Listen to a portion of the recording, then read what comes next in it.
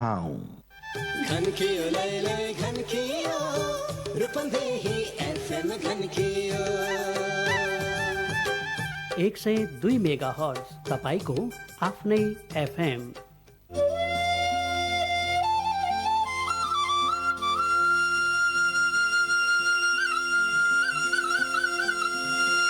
सनातन अमर आत्मा परमात्मा रूपले आनन्द मात्रामा सबै सधैँ रहिरहनलाई आत्मज्ञानको दैनिक प्रवचन कार्यक्रम अखण्ड सुख अद्वैत प्रदीप बलराम जीसी सरस्वतीको साथमा हरेक दिन दिउँसो 1:45 बजेदेखि।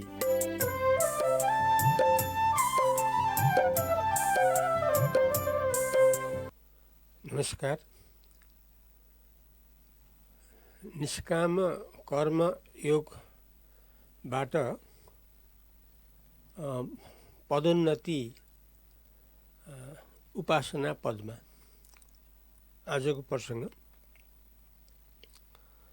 निष्काम कर्मयोग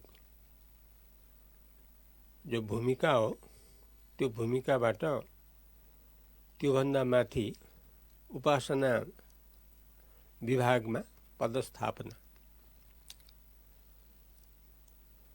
अर्थात् कर्मबाट भक्तिमा पदोन्नति।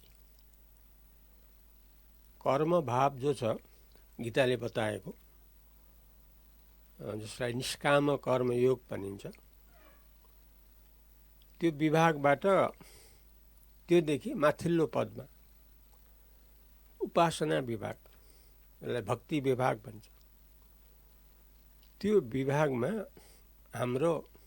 हामी सबैको पदोन्नति को प्रसङ्ग अहिले हुनेछ। कर्मबाट भक्ति। अब संसारमा सबैभन्दा ठुलो कुरा तीनटा छ। एउटा कर्म, दोस्रो भक्ति, तेस्रो ज्ञान। विश्व ब्रह्माण्डमा यो तीनटा पदभन्दा बढी प्रयोजनीय, बढी महत्त्वपूर्ण अरू छैन। अर्थात् सबै महत्त्वपूर्ण शब्द तीनटा छन्। एउटा कर्म स्तर, एउटा भक्ति स्तर, एउटा ज्ञान स्तर। कर्म, निष्काम कर्म योगबाट यसलाई हामीले बुझ्न सक्छौँ गीताको आधार। अब हामी संसारमा जे जति छौँ हामीले कर्म त गरिरहेकै हुन्छौँ। एउटा न एउटा कर्म त हामी गरि नै रहेछौँ। जसले केही पनि गरेको छैन भन्नेले पनि केही न केही त गरिरहेकै हुन्छ। जस्तो शरीरको सञ्चालन, खानपिन, दिशा पिसाब आदि त यो त चलिराखेका हुन्छ नि। यो लगायत आफ्नो संस्कार अनुसार, आफ्नो रुचि अनुसार, आफ्नो स्वभाव अनुसार, आफ्नो योग्यता अनुसार हामी एउटा न एउटा कर्ममा हामी लागिरहेकै हुन्छौँ। त्यसकारणले कर्मबाट हामी पदोन्नतिपट्टि लाग्नु पर्यो। कर्मबाट हाम्रो सुधार होस्। केमा भन्दा परमात्मामा। जुन कर्म हामीहरूले दैनिक गरिराखेका छौँ त्यो कर्मको आधारमा हाम्रो स्थिति परमात्मामा भइजाओस्, परमात्मा रूपले रहिरहोस्। किनभने सधैँ सुखको पद हो परमात्मा। त्यसको लागि हामीले कर्मबाट उपासनामा पदोन्नतिबाट फेला पार्न सक्छौँ। कर्मबाट भक्तिमा पुगेपछि त्यो पाउन हामी सक्छौँ। अब निष्काम कर्मयोग जो छ, जसबारेमा गीतामा वर्णन भएको छ, जुन अर्थ राम्रोसँग नजान्दासम्म यो कर्मको अर्थ पुरा हुन सक्दैन। गीता अनुसार कर्म हामीले राम्रोसँग बुझ्यौँ भने अनि मात्रै हामीले कर्मको यथार्थ अर्थ फेला पार्छौँ। अब त्यो कर्म हो निष्काम कर्मयोग। यस विषयमा हामीले पटक पटक भन्ने सुन्ने गरेका छौँ।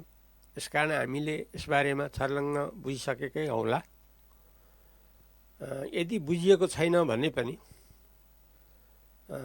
हामीले फेरि बुझ्ने अवसरपट्टि हामी फेरि एकपट्टि सोचौँ।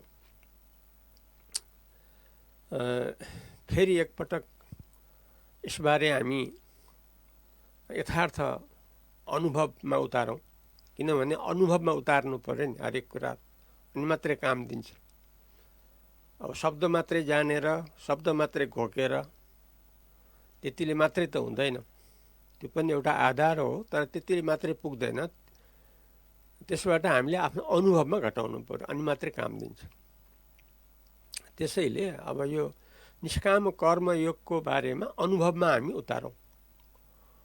अब गीताले कसरी सुरु गरेको छ भने सुरुमा म वास्तवमा को हो त्यसलाई नै चिनाएको छ। किनकि हामीले मलाई राम्रोसँग चिन्यौँ भने सबै कुरा भेटाउँछौँ। काम लाग्ने म के हो, काम नलाग्ने म के हो, त्यो कुरा हामीले छुट्याउन सक्छौँ गीताको आधारमा, निष्काम कर्मयोगको आधारमा।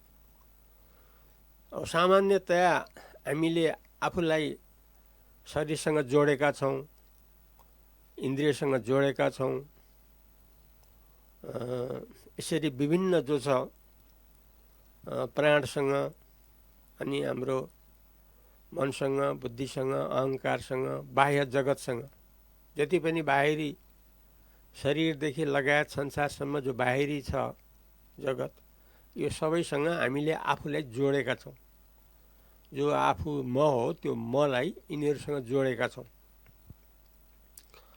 अब गीताले के भन्छ भन्दाखेरि भगवान वासुदेव श्रीकृष्णले जो भन्नुभएको छ त्यसको आधारमा उहाँको जो आशय हो त्यसको व्याख्या विश्व गुरुहरूले बताउनु भएको छ त्यसको आधारमा। किनभने संसार त हामी सबैलाई वर्तमानमा प्राप्त छ, तर परमात्मा हाम्रो अनुभवमा आएको छैन।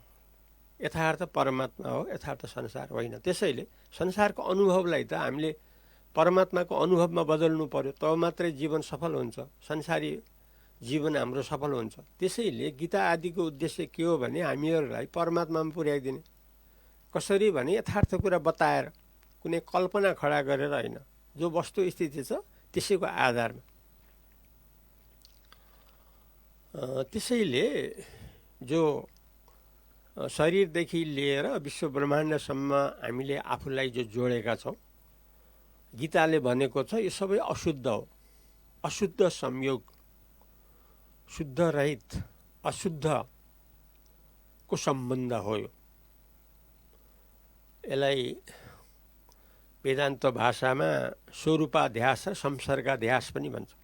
स्वरूपाध्यास वास्तवमा आफ्नो स्वरूप शरीरदेखि विश्व ब्रह्माण्डसम्म त होइन, तर हो भन्ने भइराखेको छ, यसलाई भन्छ स्वरूपाध्यास। होइन तापनि हो भन्ने भइराखेको छ, यसलाई भन्छ स्वरूपाध्यास। आफ्नो रूप हो भन्ने यस्तो भ्रममा पर्नेलाई भन्छ स्वरूपाध्यास। र यसरी आफूलाई शरीर इन्द्रिय आदि सहित यो संसारलाई शरीरबाट अन्य शरीरहरू, अन्य व्यवहारसँग जो सम्बन्ध हो त्यसलाई संसर्गाध्यास भनेको छ। त्यो पनि अध्यास भने भ्रम। त्यसैले पहिला ठुलो भ्रम शरीर आदिमा आफू बुद्धि भयो, त्यसपछिको अर्को ठुलो भ्रम के हो भने शरीर आदिको माध्यमबाट अरूसँग सम्बन्ध भयो, अनात्म संसारसँग सम्बन्ध भयो, त्यसैले अर्को ठुलो भुल हो। यसलाई भन्छ स्वरूपाध्यास र संसर्गाध्यास।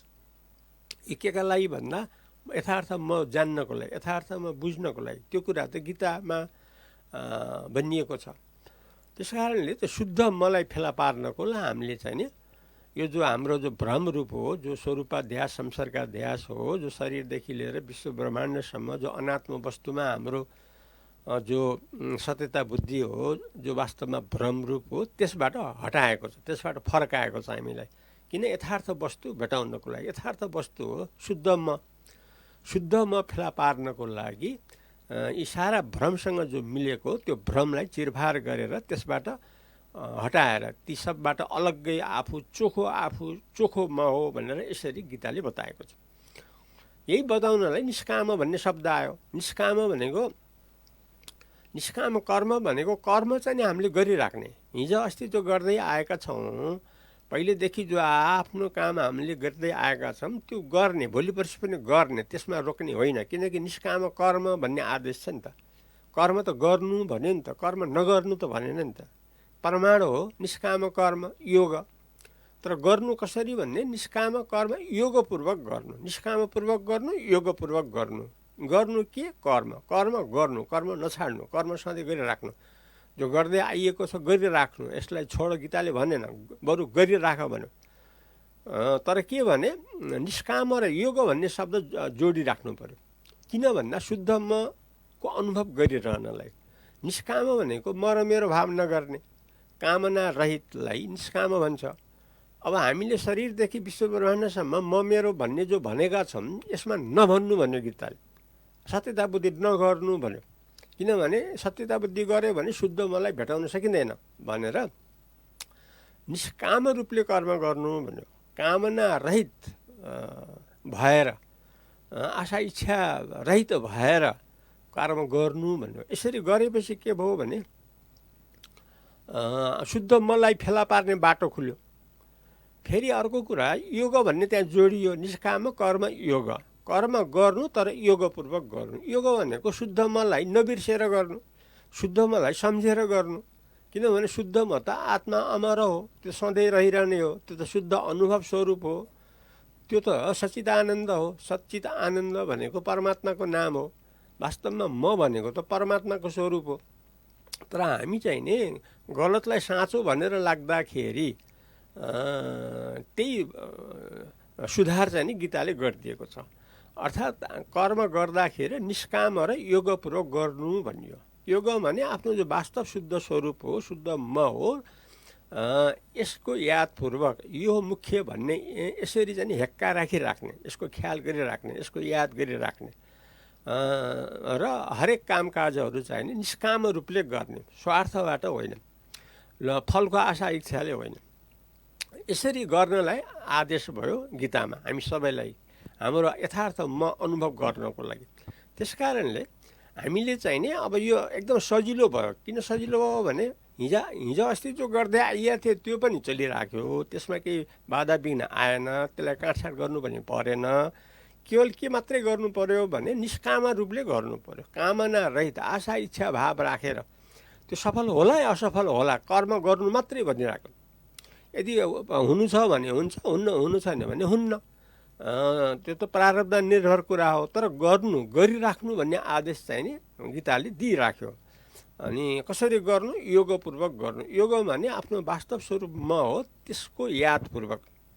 अब फेरि अगाडि के भनिएको छ भने निष्काम कर्मयोगबाट आफ्नो जो शुद्ध म हो त्यो चाहिँ नि आफै हामीलाई अनुभव हुन आउँछ। हामीले त्यो शुद्ध मलाई खोजिरहनु, ल्याइरहनु पनि आवश्यकता परेन। किनभनेदेखि निष्काम रूपले योगपूर्वक कर्म गरेपछि त चित्तवृत्ति त चल्दैन, हात गोडाहरू सबै काममा लाग्यो, तर चित्त चिन्ता केही आएन।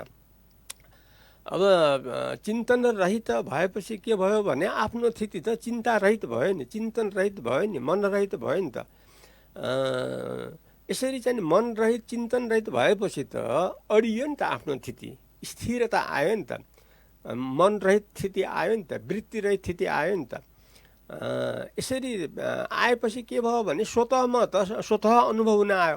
किनभने बाँकी रह्यो शुद्ध म। अब शुद्ध म हो, यो चाहिँ नि अनुभवको अनुभव, शुद्ध अनुभवको अनुभव। यो चाहिँ नि सच्चिदानन्द हो, सच्चित आनन्द। यो चाहिँ नि परमात्माको नाम हो, आत्माको नाम हो। आत्मा परमात्मा भगवानको नाम हो। किनभने शुद्ध म त भगवानको स्थिति हो, अशुद्ध म संसारीको स्थिति हो, जन्म मृत्युभित्र पर्यो त्यो। तर शुद्ध म अशुद्ध म रहित भएको हुनाले शुद्ध म सदाकालीन हो, अमर हो, त आत्मा हो, त्यसमा मृत्यु जोडिएको हुँदैन, सृष्टि प्रलय जोडिएको हुँदैन। किनकि शुद्ध म हो नि। शुद्ध म भनेको त उपाधि रहित हो, उपाधि रहित भनेको म मेरो रहित हो। त्यसकारणले शुद्ध ममा स्थिति हुन आयो निष्काम कर्मयोगबाट। यो हो शुद्ध अनुभवको अनुभवमा, अर्थात् आफ्नो वास्तव जो सच्चिदानन्द स्वरूप हो त्यो आत्मामा स्थिति हुन आयो। यस्तोमा त हामी आयौँ निष्काम कर्मबाट।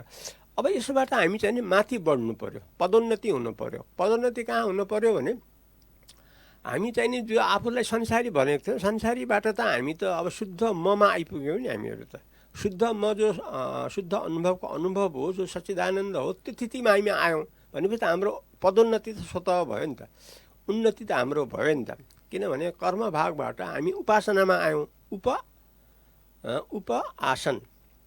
हाम्रो थिति, आसन माने थिति, उप माने माथि, माथिल्लो थितिमा हामी आयौँ, जसलाई उपासना भनिन्छ। यो गीताको शब्द हो उपासना। उपासना र भक्ति भनेको एउटै हो। हुनाले हाम्रो थिति के आयो भने उपासना विभागमा हाम्रो आयो, हामी पदोन्नति भयो। किनकि हाम्रो थिति शुद्ध अनुभवको अनुभव सच्चिदानन्द रूपमा, उपासनाको रूपमा हामी परमात्मासँग जोडियौँ। अब हाम्रो चाहिने अब कार्यकलाप के हुन्छ भने अब उपासनापट्टि जान्छ। उपासना चाहिने सगुण भक्ति र निर्गुण भक्ति हो।